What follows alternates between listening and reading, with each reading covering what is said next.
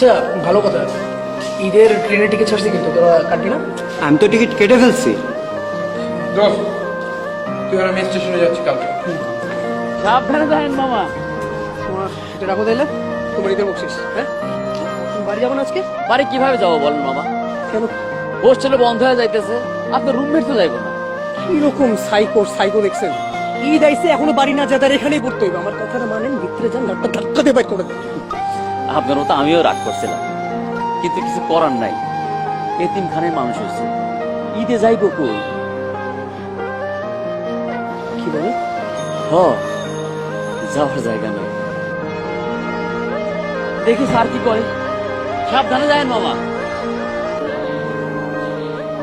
কি বাড়ি যাবো না?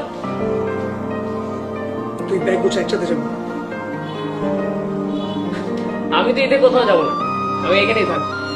বাইরে যে ভিড়। না গেলে আমারে পূজা লাইন আছে তো। আসসালামু আলাইকুম। তাড়াতাড়ি বাড়িতে